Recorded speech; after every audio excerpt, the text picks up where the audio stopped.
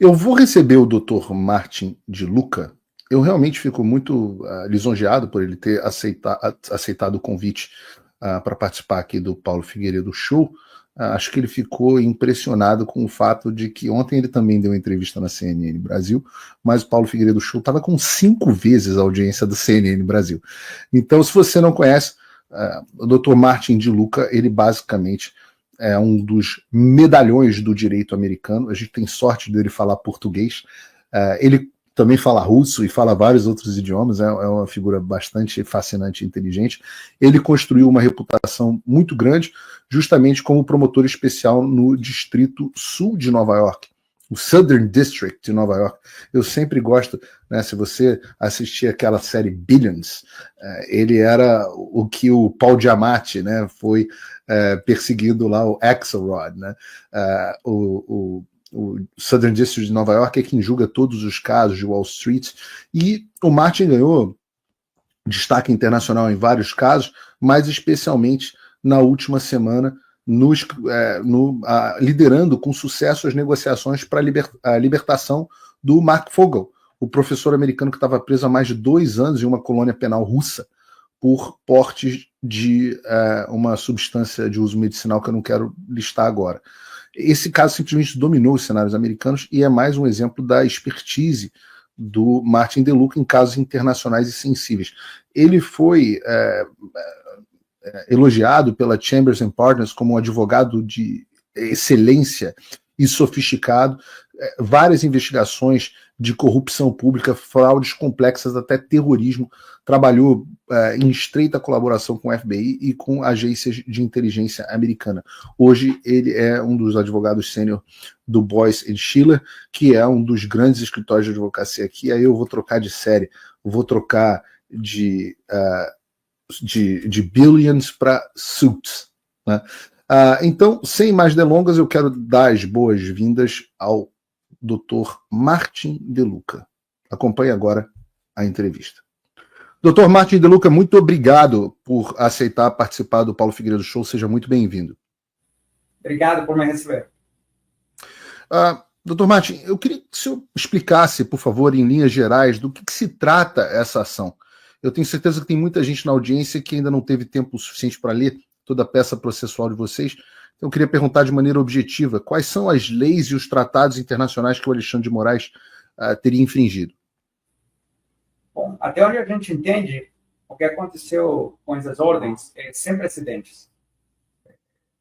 Não achamos outro caso onde uma situação dessas se desenvolveu, na qual um juiz no exterior, fora dos Estados Unidos, sem consentimento do governo dos Estados Unidos, encaminha mandados, ordens, intimações pelo e-mail ou através de pegar a representantes, advogados, né, ex-advogados, na verdade, de uma empresa americana em outro país, onde essa empresa não tem operações, não tem funcionários, não tem contas bancárias, não tem um business, não tem nada, e ordenar a essa empresa que opera em território americano a fazer certas coisas ou deixar de fazer certas coisas. Tá? Estou falando bem amplo, né? Nem vamos falar de censura, porque, obviamente, com censura também não temos achado precedentes. Então, nesse contexto, é que chamamos nos Estados Unidos, às vezes, em vários aspectos, um caso de first impression, que é a primeira vez que uma situação dessa se desenvolve frente a um fórum federal nos Estados Unidos. Incrível. E, objetivamente, então, ele violou, pelo que eu entendi, a questão da censura, mas também a forma como ele notifica a empresa americana que deveria acontecer por determinados caminhos, como o acordo MLAT, de cooperação internacional, e cartas rogatórias, e ele simplesmente tem mandado e-mails para as pessoas, é isso? Tentou com advogados brasileiros forçar eles a aceitar os mandados. Os advogados brasileiros se recusaram. Então, o gabinete do ministro simplesmente começou a caminhar e-mails na Flórida. E ameaçando com certas consequências se os mandados recebidos pelo e-mail não fossem acatados, né? Então, vamos imaginar um cenário paralelo para ilustrar. Vamos imaginar que um juiz na Coreia do Norte, começa a encaminhar por e-mail a diversas empresas nos Estados Unidos, a CNN, a MSNBC, a Fox News, ordens judiciais sobre pena de sigilo, né, sobre sigilo, nas quais ele ordena que toda crítica sobre Kim Jong-un seja removida do ar. Caso a empresa americana não cumprir, estará sujeita a uma pena de X quantidade de dinheiro em Coreia do Norte e a suspensão de todas as atividades em Coreia do Norte. E também demanda um mandado que certas transações financeiras que acontecem dentro dos Estados Unidos sejam suspensas de forma imediata ou sofrerá certas penas. Você acha que alguma empresa americana cumpriria com essa ordem? Não, eu tenho não. certeza que não. Então, por que cumpriria com o mandado feito dessa forma do ministro brasileiro? Existe uma preocupação da Justiça Federal aqui do estado da Flórida, de onde eu estou, que ela não admita, por exemplo, essa ação, ela não seja sequer analisada pelo tribunal, não seja admissível, não seja considerada admissível pelo juiz? A gente não está preocupado com isso, não. Ok. Não. Pela lei americana, é possível julgar um cidadão que não seja americano e que, por exemplo, não possa comparecer às audiências, como no caso do Alexandre de Moraes? Essa é uma pergunta do ponto de vista prático. Ele é notificado, ele é served, como é que funciona? E caso ele não se defenda e ignore a ação, como é normalmente o hábito dele, o que aconteceria? Mas por que ele não está podendo comparecer? Eu não sei. Ele não pode comparecer. Por que não poderia comparecer? Eu não sei se ele se sente confortável em ir aos Estados Unidos, por exemplo, nesse momento. A gente vai fazer uma brincadeira e encaminhar a ação para ele por e-mail, né? E pedir para ele se apresentar na Flórida. Se é válido para um, é válido para o outro, não é? Jogamos todos os canais oficiais fora, ignoramos todos os tratados bilaterais entre os países e bora. Vai e-mail, volta e-mail. Então, ele nesse... Estados Unidos, obviamente, respeita o governo brasileiro, os juízes brasileiros e os foros brasileiros. Isso não é o que está em questão aqui. Não é o que está sendo discutido. E todos os dias tem uma robusta relação bilateral entre o Brasil e os Estados Unidos, como sempre teve, na qual mandados, ordens judiciais, civil, criminal, vai e vem. Dos Estados Unidos para o Brasil, do Brasil para os Estados Unidos. É uma rotina todos os dias. Tem 3 mecanismos para fazer isso. Primeiro, como isso aqui é uma ação, uma investigação supostamente criminal, você tem o MLAT, Mutual Legal Assistance Treaty, o Tratado de Assistência Mútua Jurídica entre Brasil e os Estados Unidos, que foi celebrado e ratificado, acho que no 2001, no ano 2001, passado por ambos congressos, um tratado bilateral em força. Ok? Esse é o mecanismo mais comum. Esse mecanismo, como funciona? É uma coisa super simples. O ministro faria o mandato dele, entrega para o Ministério da Justiça em Brasília, que é a autoridade central no Brasil. O Ministério da Justiça encaminha isso para Washington, para a autoridade central que estão designadas no tratado, baixo o MLAT dos Estados Unidos, que é o Departamento de Justiça em Washington. Quando chega lá, o mandado do ministro seria avaliado pelo Departamento de Justiça para determinar se é válido, se respeita as leis dos Estados Unidos, Constituição, etc. E caso esteja tudo ok, passa de Washington para o distrito relevante, nesse caso seria Tampa, né, que é o Distrito Federal, Tampa, Flórida, onde está a Truth Social e a Rumble. E a promotoria em Tampa, a promotoria federal, a procuradoria federal, entregaria o mandado para Rumble. That's simple. E isso é totalmente válido. Ok? Segundo, cartas rogatórias. Você pode escrever para uma corte nos Estados Unidos, então o ministro poderia escrever para a Corte Federal em Tampa e pedir assistência judicial de um juiz, relatando todos os fatos, etc., para que o Fórum Federal em Tampa autorize, né, um service. Apresentar, não sei a palavra em português, quando falamos de service, intimação. Intimação. Para intimar a Rumble na Flórida. E o terceiro é a Convenção da Haia, que é mais um sistema. Então, a verdade, Estados Unidos e Brasil têm uma relação bilateral tão boa e tão robusta, historicamente, que tem amplos mecanismos válidos. Por que ele não utilizou os mecanismos válidos? Essa é uma questão de especulação. Mas como está detalhado em nossa denúncia, nossa ação no Fórum Federal, é uma conclusão razoável, não estou falando, eu não posso falar pelo ministro, que está na cabeça do ministro. O gabinete dele, ou ele deveria expressar isso. Mas uma conclusão razoável poderia ser porque não achavam que a autoridade central em Washington, o Departamento de Justiça, ou um juiz federal nos Estados Unidos ia fazer cumprir esse mandado. E por que achamos isso? Ou que pode ser uma conclusão razoável. Não estou falando que é a verdade. Eu não sei qual é a verdade, mas é uma conclusão razoável. Pela seguinte razão.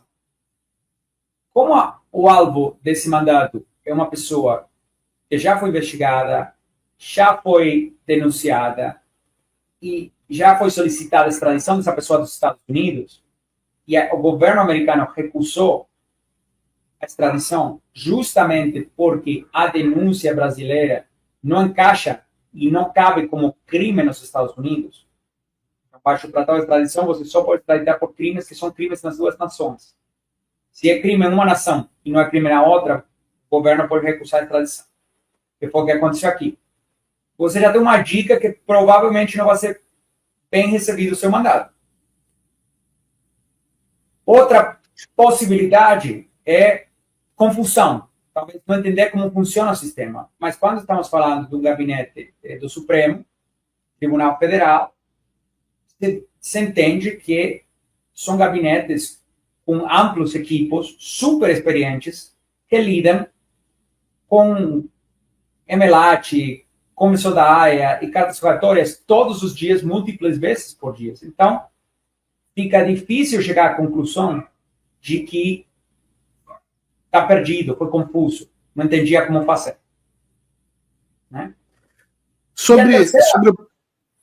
Desculpa, a terceira opção, ou conclusão razoável, seria que, entendendo que não ia funcionar por outros caminhos, tentaram fazer dessa forma para evadir os controles estabelecidos entre os Estados Unidos e o Brasil, para que os Estados Unidos possam exercer a sua soberania, que é determinar se qualquer ordem de um juiz estrangeiro está entrando nos Estados Unidos, se cumpre com as leis americanas ou não cumpre. Assim como o mesmo deveria acontecer quando uma ordem judicial americana vai para o Brasil.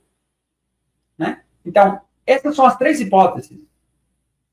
A gente, espero, possa determinar qual dessas hipóteses é a verdade, basado na participação do ministro no processo no Fórum Federal em Tampa. Agora, Dr. Martin, não é uma ação comum. Né? Nós estamos falando, obviamente, do Rumble, uma empresa de alguns bilhões de reais, com ações na Nasdaq, uma empresa gigantesca, e estamos falando também de uma outra empresa bilionária de propriedade do atual presidente dos Estados Unidos, Donald Trump. Esse tipo de ação, ela acontece com o aval do dono da empresa, o presidente Donald Trump? Ele estaria ciente do caso? O senhor sabe dizer ou não? Eu não quero me pronunciar sobre isso, porque a empresa, quando ele virou presidente, foi colocada num trust. Então, não é apropriado para mim especular sobre o que ele sabe ou não saiba. Simplesmente não é apropriado para eu falar ao respeito. Eu vi uma declaração do CEO da empresa, Devin Nunes, que é um deputado federal, ex-deputado federal americano muito ligado ao presidente Trump, muito contundente, né? Eu fico com dificuldade de imaginar que uma ação desse tipo tenha ocorrido sem a ciência ou do presidente Donald Trump ou dos seus familiares.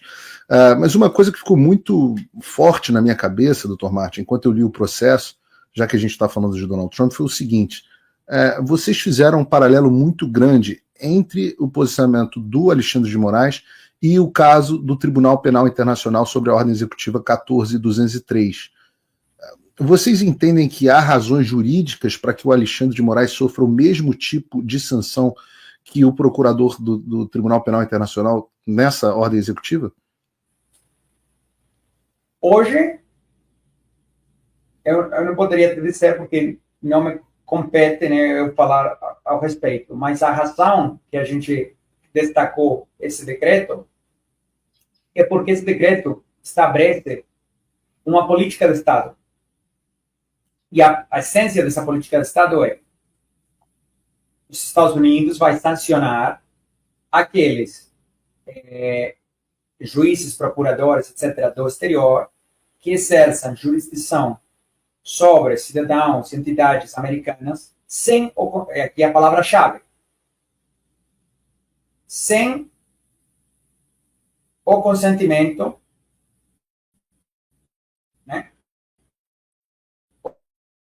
Sim, consentimento. Alô? Sim, estamos ouvindo bem. Ok, desculpa, caiu aqui, tinha caído uma imagem. Então, sem o consentimento do governo dos Estados Unidos. Isso é o chave aqui. Então, a ICC, International Criminal Court, começou a denunciar e ir detrás de cidadãos americanos quando os Estados Unidos recusou assinar o tratado que criou a ICC e dá a jurisdição dela. A ideia sendo: vocês querem ter um fórum internacional criminal? Não tem problema nenhum. Aqueles países que querem participar podem assinar o tratado e se submeter à jurisdição da ICC. Só que aqueles que não querem participar não vão assinar o tratado, então você não pode se juntar com um grupo de outros países, fazer um tratado do qual eu não participo, e com esse tratado esperar que suas mandados de busca e apreensão, etc., sejam respeitados e tenham peso de lei nos Estados Unidos. E se você faz isso anyway, porque você vai ignorar nossa soberania, então isso vai disparar sanções econômicas. Isso é o que o Executive Order fala. Agora, Executive Order fala isso só sobre a ICC, mas demonstra qual é a política pública, a política do Estado dos Estados Unidos. Tá? E nesse sentido, ainda de forma associada, nós, na própria ação dos senhores, tem um momento onde há um relato sobre o que aconteceu com o caso do X e do Elon Musk, né? O X chegou a sair do Brasil, teve a mesma ameaça, a empresa saiu do Brasil, o Elon Musk obrigou que eles nomeassem um representante legal, chegaram a bloquear recursos de uma empresa de outro grupo acionário, que era o caso da Starlink. E o X fez uma queixa similar sobre o Alexandre estar violando as leis americanas. Existiria a possibilidade de, eventualmente, o X entrar na mesma ação ou entrar com uma ação similar? Já ouviu alguma possibilidade sobre isso? Eu não quero especular, eu não estou atuando por X. Imagino que é possível, mas eu não posso especular. E o caso da X é um pouco diferente, porque a Rumble não tem nenhuma operação funcionários, contas bancárias no Brasil. Simplesmente nenhuma. A X tinha um monte de funcionários, operações no Brasil quando aquela partida aconteceu. E também tinha outras empresas, poderia ser falar do mesmo grupo econômico, operando no Brasil. Isso não quer dizer que é válido o que foi feito, mas quer dizer que, obviamente, estava numa posição muito mais vulnerável da que está Rumble. A partir do seu conhecimento, vocês têm um grau de otimismo de que esses pedidos sejam acatados por esse tribunal da Flórida? Lógico. Imagine o cenário no qual nosso pedido não fosse acatado. Qualquer juiz do mundo, de qualquer país, Venezuela, Irã, Coreia do Norte, poderia começar a encaminhar mandados pelo e-mail e as empresas americanas deveriam ter que cumprir com eles, certo? Ignorando qualquer, se tem tratado, se não tem, se tem mecanismo legal, se não tem, tanto faz. E quanto tempo, em média, leva para que um processo como esse seja julgado, Dr. Martin? No Brasil, a maioria dos processos se arrastam por anos, tem processos de décadas. Nos Estados Unidos, quanto tempo um processo? Isso vai depender se o ministro se submeter à jurisdição e participa do processo ou não. Se participa do processo, isso pode se prolongar um bom tempo. Se não participa do processo, é uma questão de meses. Talvez menos. E os senhores têm... quais são os próximos passos nesse processo? O que deve ser feito processualmente a partir de agora? Qual é a expectativa? O próximo passo é, como ter uma ameaça específica sobre as consequências para o Rumble, que também pode impactar a Truth Social, peticionar, pode provavelmente pedir uma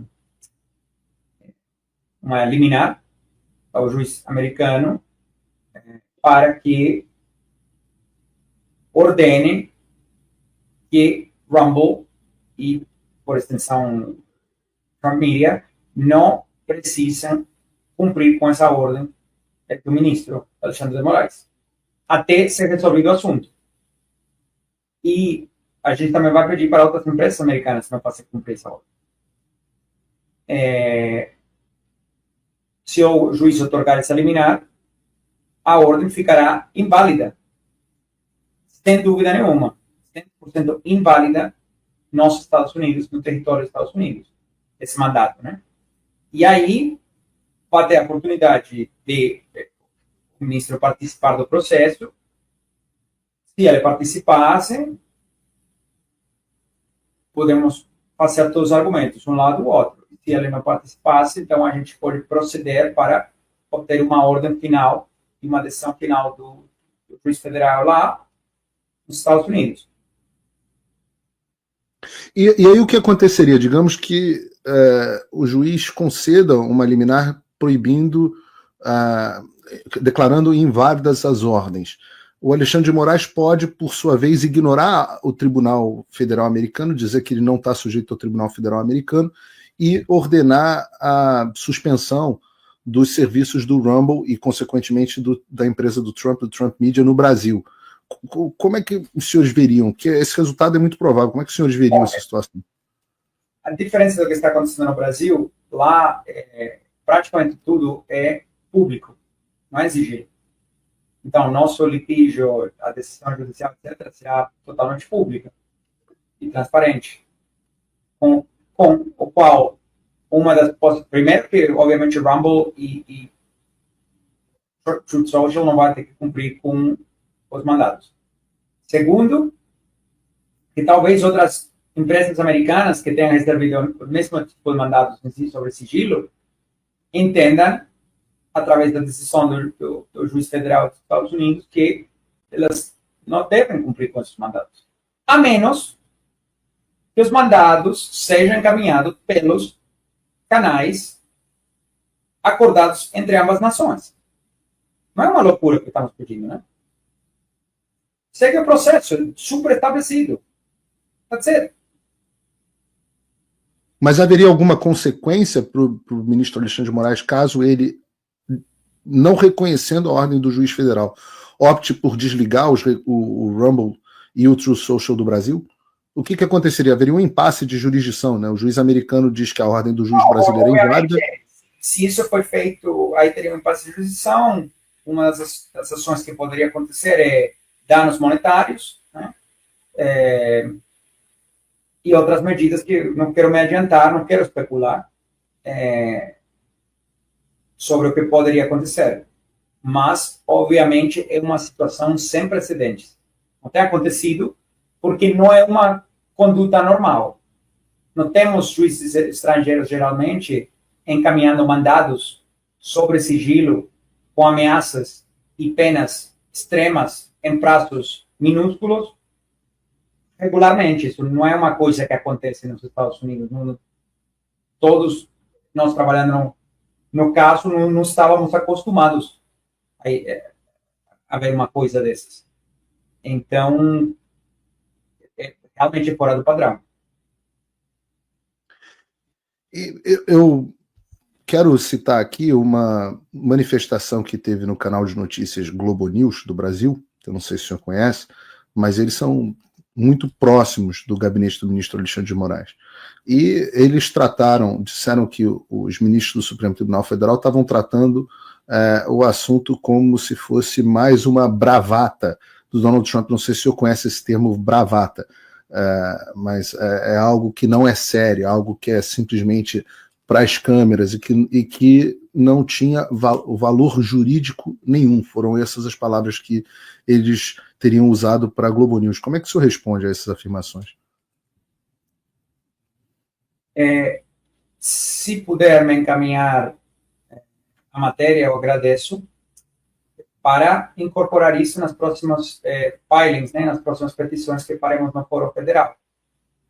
Que vários ministros do Supremo de um país consideram que uma ação judicial nos Estados Unidos, no contexto que eu acabei de explicar e descrever, não tem valor jurídico nenhum. Eu acho que vai ser super interessante entender o que pensam os juízes nos Estados Unidos sobre... Esquece de Donald Trump. O que pensam os juízes americanos sobre esse tipo de raciocínio e conclusão? Realmente, e eu queria perguntar nessa direção sobre a repercussão que o caso teve nos Estados Unidos, porque no Brasil teve uma repercussão muito grande, mas nos Estados Unidos eu vi que o caso foi notícia no Wall Street Journal, The New York Times, Associated Press, enfim, todos os grandes veículos, bastante discutido. Eu estava vendo ontem também que estava no Trending Topics mundial do próprio X. Qual foi, na avaliação dos senhores, o impacto da repercussão dessa notícia? Com certeza, mais pessoas têm ouvido em Washington o nome Alexandre de Moraes nas últimas 24 horas, nas últimas 12 horas, que acho que nos últimos 5 anos. Então, a repercussão foi grande e não são minhas palavras falando isso, tem como você falou exatamente, tem como medir isso mediaticamente. Eu reparo, o meu nome é citado dentro do processo e há um outro indivíduo que talvez o senhor não possa citar o nome, mas a população rapidamente associou que se trata do Alan dos Santos. Vocês se referem a ele como dissidente político A. Existe algum motivo para o nome dele não ter sido citado na própria ação, ao contrário do meu, que foi? A gente não quer revelar a identidade, obviamente, por uma questão de respeito. A gente tem respeito por todos os foros, inclusive, obviamente, pelo STF. É um mandado de um ministro do STF, é um ministro devidamente designado. O STF é o Foro Supremo do Brasil. O Brasil é um país que tem uma excelente relação bilateral com os Estados Unidos, então tem que ser dado o devido respeito. Obviamente, nossa posição é clara, que o jeito que isso foi encaminhado para os Estados Unidos e o conteúdo do mandado é totalmente inválido, inconstitucional e ilegal. Mas estamos pedindo para o juiz federal americano comparecer, avaliar, chegar à mesma conclusão e nos dar uma decisão certificando que nossa conclusão está certa. E nesse caso, obviamente, a gente poderá revelar as ordens do ministro. Mas preferimos esperar até o juiz americano concordar para evitar qualquer tipo de risco. Ou seja, como levar o risco de ter 99% de certeza a 100% de certeza. Caso a liminar seja concedida, o senhor mencionou que ela valeria também para outras empresas americanas. Isso permitiria que empresas como Google, Meta e X também suspendessem o cumprimento de decisões de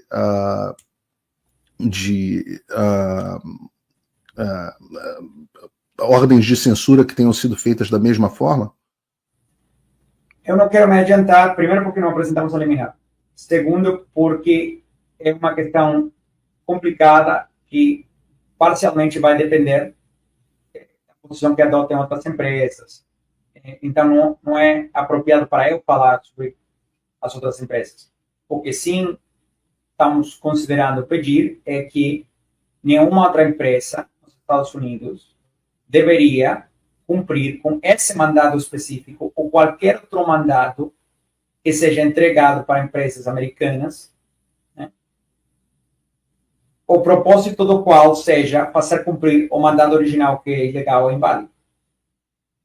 Então, por exemplo, é prevenir que outras empresas americanas participem ou colaborem com a justiça brasileira para executar certos questões que são ameaçadas, né, na decisão, no mandado, que não quero entrar em detalhes, prevenir que qualquer outra empresa possa apoiar ou assistir ao ministro em fazer cumprir esse mandato.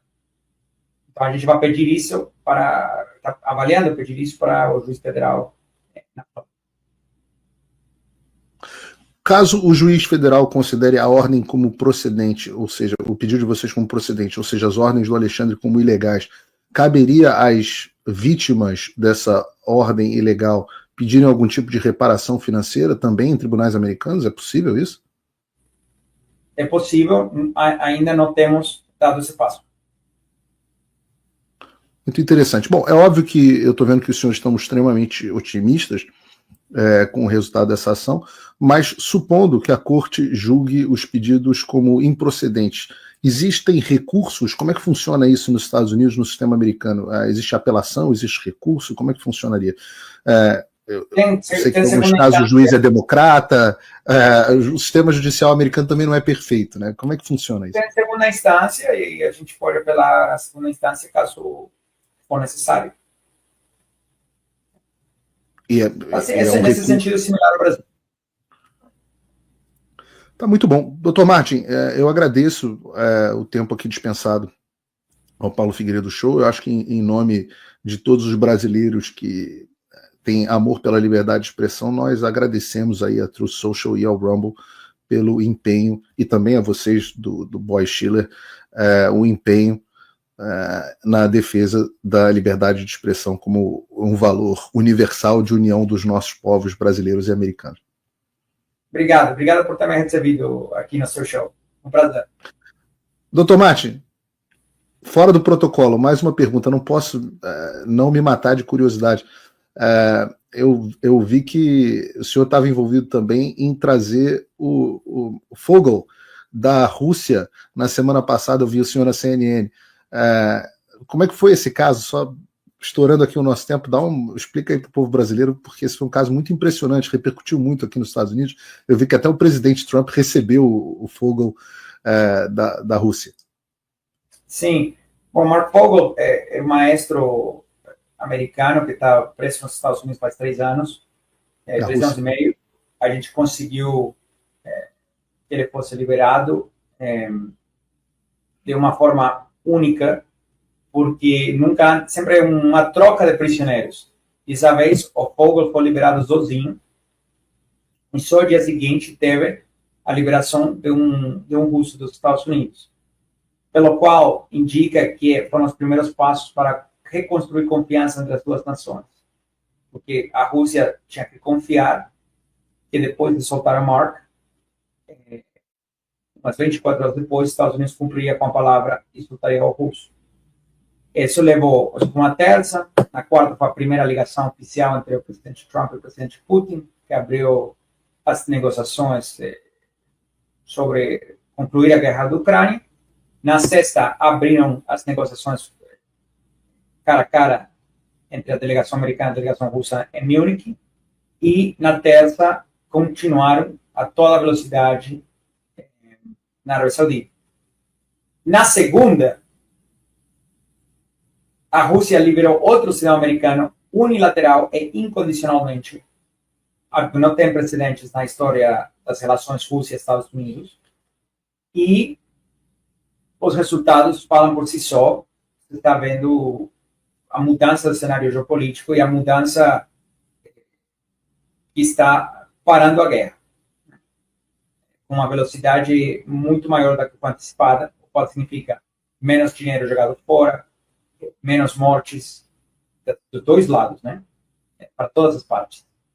E a intenção do presidente Trump é concluir com a guerra da Ucrânia antes de começar o verão americano, que é em julho. É a esperança.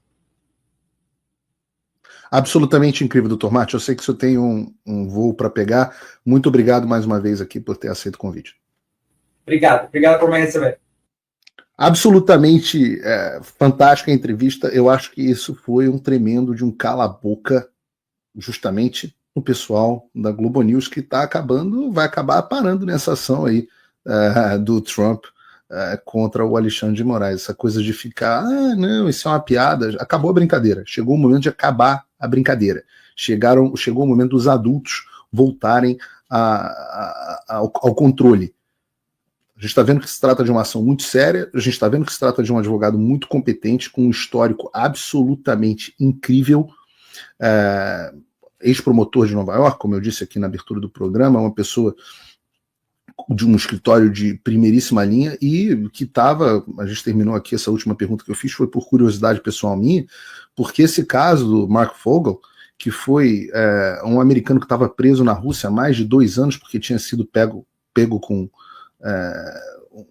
uma substância de uso medicinal que eu não quero dizer aqui, ficou um tempão preso e foi esse sujeito que conseguiu a liberação do Mark Fogel. Estava em todos os jornais aqui nos Estados Unidos, e acho que deve ter saído na imprensa brasileira também na semana passada, ao ponto de que o Trump recebeu o Mark Fogel quando ele pousou nos Estados Unidos direto na Casa Branca. Absolutamente fascinante. Bom, eu espero que vocês estejam tão empolgados quanto eu com o desdobramento desse tipo de coisa. Vocês veem o prestígio que o programa do Paulo Figueiredo Show tem, onde o advogado Trump faz questão de vir ao nosso programa, com exclusividade.